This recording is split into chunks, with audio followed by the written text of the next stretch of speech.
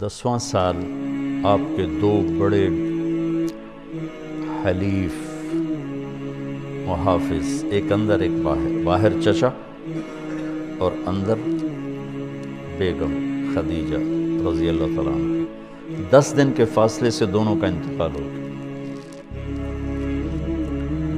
تو ابو لہب بنا بنو ہاشم کا سردار۔ تو پہلے تو غیرت میں اس نے کہا بھتیجے فکر نہ کر، ابو طالب کی طرح میں تیری رکھوالی کروں گا، جو شاہی۔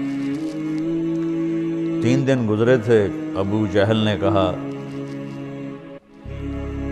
تو کس منہ سے یہ بات کر رہا ہے، اور اس کا اللہ تمہیں کہہ رہا ہے تبت یدا ابی لہب و تب۔ تو اس کا میٹر گھوم گیا اور اس نے آ کے حرم میں اعلان کیا میرا محمد سے کوئی واسطہ نہیں۔ تو جب تک چچا زندہ تھے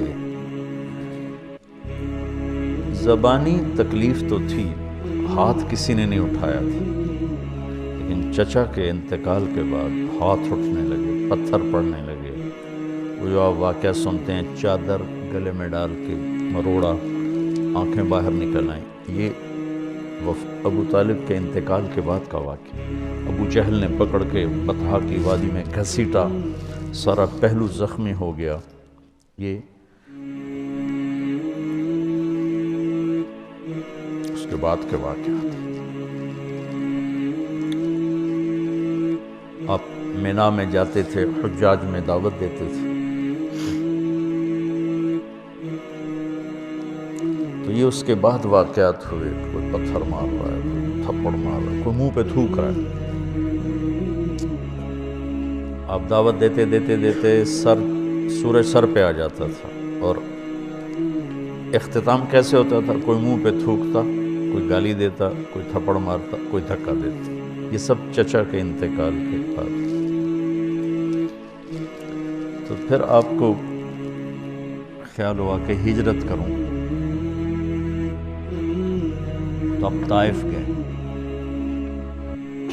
طائف میں جو ہوا وہ آپ کو معلوم ہے کہ 4 سال پہلے میں عین اس جگہ پہ پہنچا جہاں آپ کو پتھر پڑے۔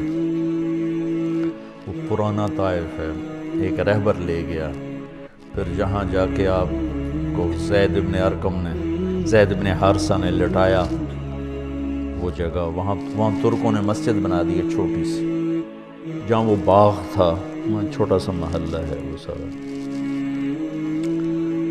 تو بہت تکلیف کے ساتھ واپس آئے، اتنا خوف چھا گیا کہ آپ مکے میں انٹر نہیں ہو سکے۔ تو آپ نے سہیل ابن عمرو کو پیغام بھیجا مجھے پناہ دو، میں مکے میں آنا چاہتا ہوں، تو اس نے انکار کیا۔ پھر آپ نے صفوان بن امیہ کو پیغام بھیجا تو مجھے پناہ دو، انکار کر۔ پھر آپ نے اخنس بن شریک کو پیغام بھیجا، اس نے بھی انکار کر دیا۔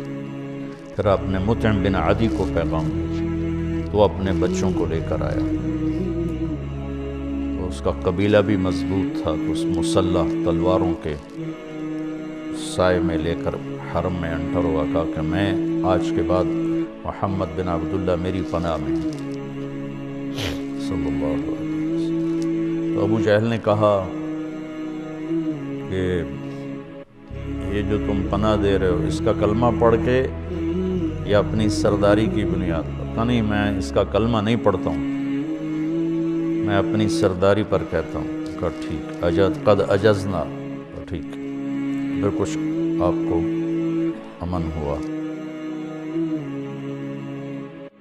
لیکن وہ جو تکلیفیں دکھ تھی وہ چلتے رہے۔ شام کو جب آپ گھر آتے تو مکے کا ساری گندگی کوڑا آپ کے دروازے پہ گرا پڑا ہوتا تھا، تو آپ اسے اپنی کمان سے ہٹاتے اور کہتے ما اسرع ما وجدنا فقدک یا عم۔ کیا درد ہے چچا، تیرے جانے کی کمی بہت جلدی محسوس ہونے لگی۔